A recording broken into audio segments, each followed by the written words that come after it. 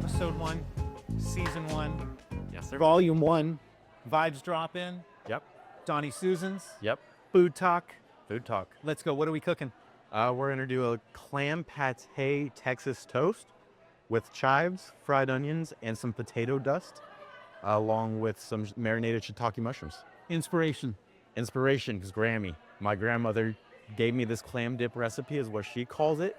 I call it the natural name, clam pate. And then we're gonna kind of elevate it a little bit with these ingredients that have some real technique behind them, but are gonna taste absolutely crazy. Has this been on the menu, going on the menu? Coming on the menu tomorrow, Friday. And yeah, and it's gonna be insane. All of this stuff's gonna be on top of some Japanese milk bread and all locally sourced. Far West Fungi. Talia from 11th Hour Coffee is making the milk bread.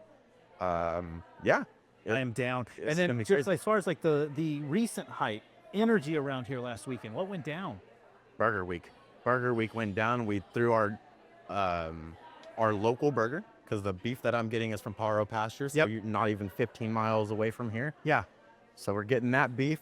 We're getting over a half a pound of it on every single burger. And then along with a smoked onion bacon cherry jam, and people just went nuts for it. So we went through over 50 pounds just in 1 week, And you were telling me 50 pounds in comparison to a normal week? which is about 10 to 15 pounds. That's insane. Yeah, absolutely That's crazy. insane. All right, so let's break this one down a little bit. Like as far as like, I think it's right in front of me right now. So let's talk about the ingredients. Okay, so good old fashioned butter. Can't go wrong with that, but it has to be the good stuff with cream in it instead of the water.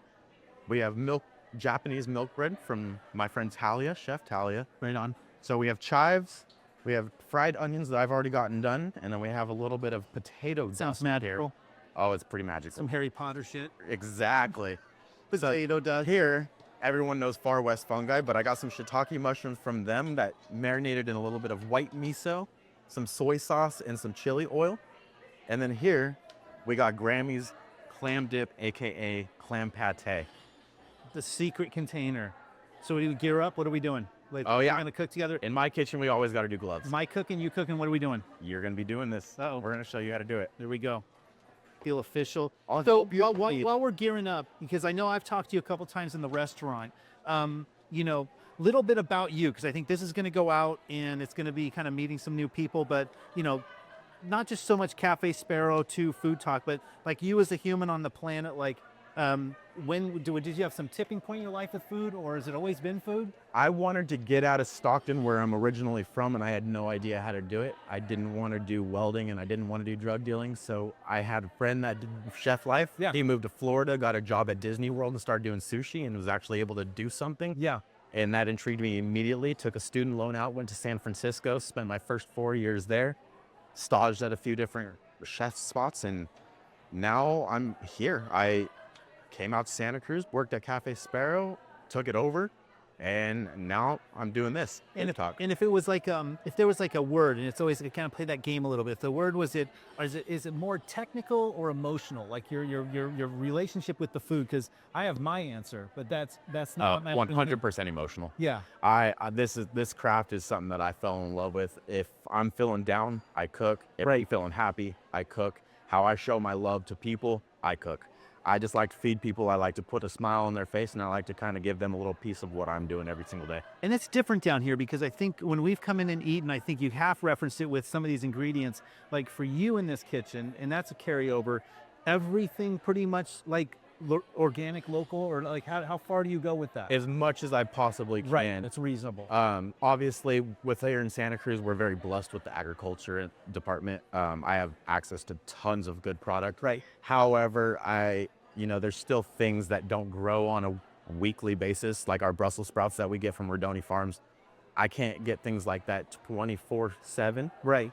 So things like my onions. Yes, there's plenty of people here that grow onions, but that's definitely limited to a particular season. Yeah. So sometimes I have to outsource and go grab those from somewhere else. But realistically, I'm pretty blessed around here with that stuff. No, I'm down. Okay, so what am I doing?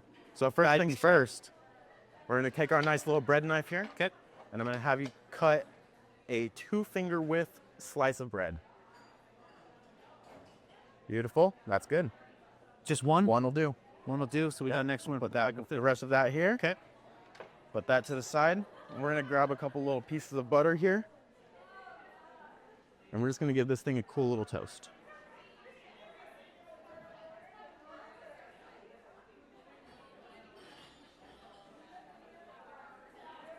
You always solo back here? Oh, yeah. All me, baby. Yeah, and it's amazing because I see when we come for food here, it's like, one, the food comes out real quick, and two, you have a kind of a unique style where you're able to kind of, I think the logistics of Ulterior for Food Talk gives you a chance to interact with the customers a little bit. 100%. Is that part of your game? 100%. A lot of people think that chefs are just robots. We're just tattooed pirates behind the wall. I try to make it a little bit more personable, and I want people to see the person that's actually creating their food. I put a lot of passion behind my entire menu, a lot of thought, and a lot of it's very nostalgic to me, whether it's one reason or the other. Grandmother helped me do a lot of this, so, trying to focus on that. And then just little things like milk bread here. I try to highlight the other chefs that are putting all their hard work into it also. Yeah. It's not just one person that's doing this. There's a lot of people trying to enhance the Santa Cruz food scene, and there's a lot of us that are actually doing it. So you said your grandma twice now. What's that backstory? Like you guys tight? Is she connected to the food, or is she an inspiration? She's an inspiration. So she's beyond tight with me. My best friend for sure. When I was probably, I think 7 or 8, she essentially adopted me.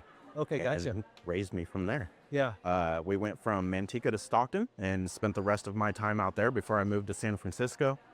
And yeah, we didn't really have much money, so things like the crunch wrap, she would take every single Friday. She'd take a little bit of her paycheck.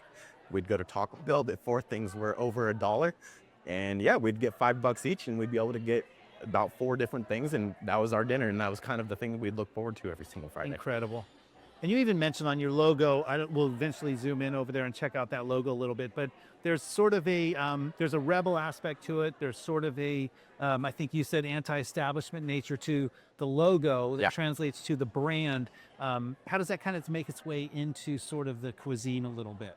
Well, if you know anything about chef world, there's a lot of rules, and old school cooking is going to tell you have to do everything by the rules. I say break all the fucking rules. Let's get away from that. Do what's fun. Do what you're passionate about.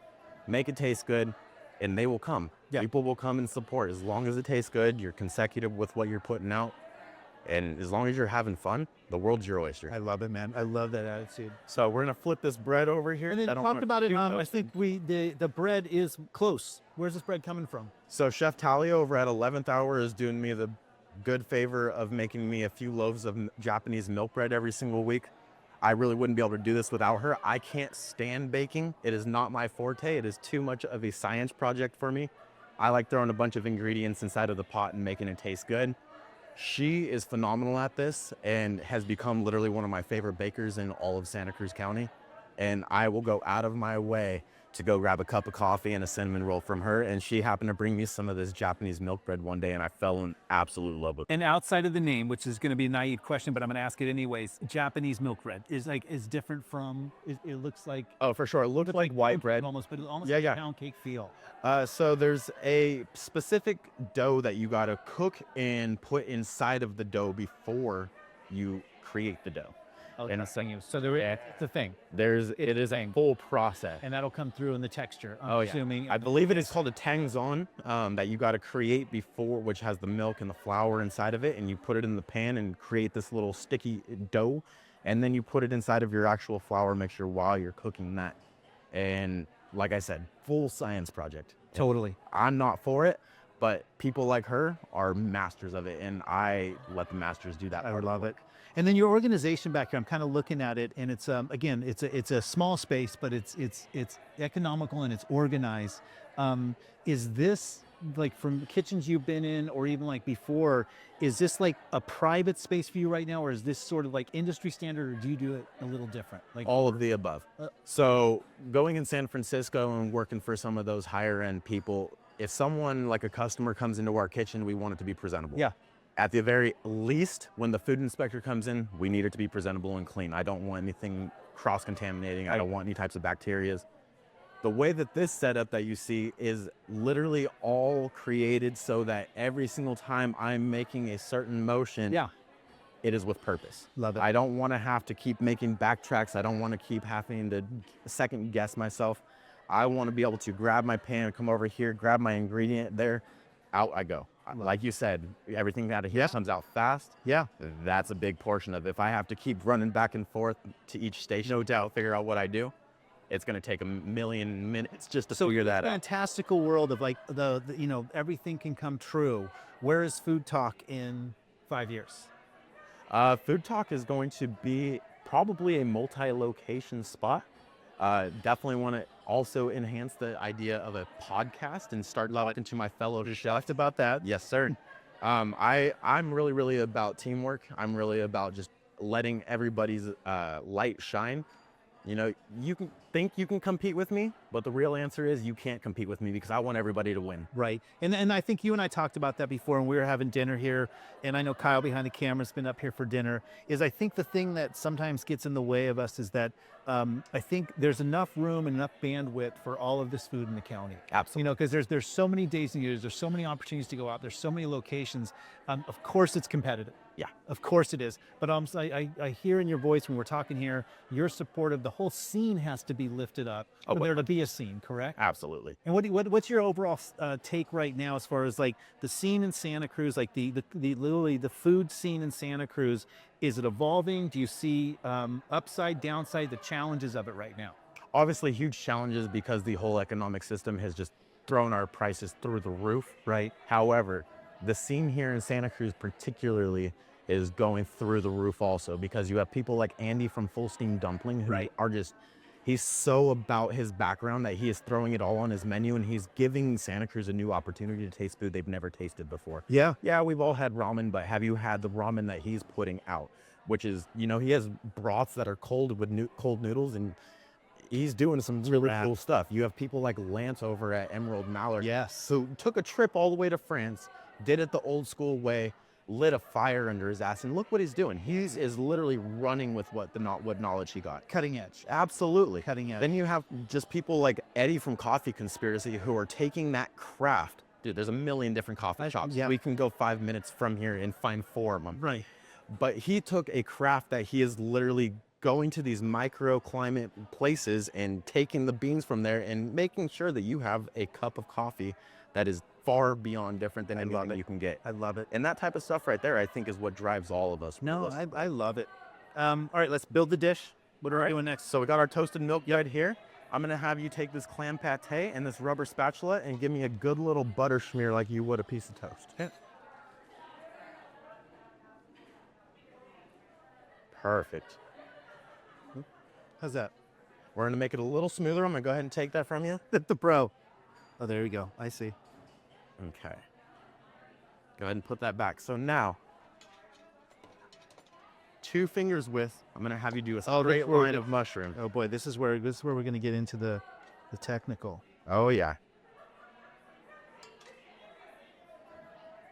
Beautiful. How's that? Beautiful. Next, we're going to do some chives. Okay. Another line? Yep. Boy, this is Perfect. let me go. You hiring? Only for me. Next, we're going to do another one of onions. This is rad. Yep. It's going to look later on Friday, but this will get us there, right? Oh, you're doing great. You're doing great. And then last but not least, some potato dust. So think of some just potato chips, but I fried them up in the fryer a little bit ago, and I put them in a RoboCoupe and got them all sexified for you. This right here, That's the dish. this is the entire dish. Dude, that's You have a bunch of different textures. You have a bunch of strong flavors on top of that milk bread with the clam plain under. center. Beautiful, just like that. Look at that. All right, so as we kind of wind this down, we're going to eat some of this, right? Oh, for sure. And then the thing as far as like the last parts of it, I just want to kind of dig a little deeper. Is your grandma in town, out of town? Who's in town? Like, do you have family in town? Are you from here, born and raised here? I don't think I caught that. So I'm from Stockton originally. right, okay. Grandma's still out in the Central Valley. Gotcha. I don't have any family here. Okay. Yeah, so It's just you rocking it. it's me. All right, 3 things that we don't know about Donnie Suesens. Whew, let's go. I like music. I want to make everybody happy, and I want to make everyone feel loved while they're here. Right That's on. what I'm all about, bud. Well, and I think let's dig into this a little bit. What can we eat it with? What can we plate this up and just like this? I can go ahead and cut it. Yeah, there is that. And let's just chow down on it. Look at that. and there's no bad way to do this on the Absolutely not. Just digging. Dude. I know. Dude. Hey, one piece left for Kyle. Eventually. All right. Here's the last part of it. This is the fun part. You didn't know this was coming, but you let us drop in on you, and we appreciate it. And I think it'll be one of a few that we'll do. But for us, what we do when we do drop-ins, episode 1, season 1, volume 1. But we're going to put a quarter-page ad in the summer issue of Vibes for you. You're going to get 5 drive time radio spots on KRML, and we're going to give you 4 boardwalk bracelets. And so, you know, we're there for you. We just give a little bit back. And I think, you know, a location like this, we want to support you. We appreciate what you're doing, you know, and I hope this is, you know, for you, I hope this gives a little window into Donnie out in the real world. Thank you. I remember that. Thank you, my dude. Yes, sir. The end. That was fun, dude. Yeah. This thing's fire, right? Yeah. It's insane. Can you fire one of those another one for me? Yeah.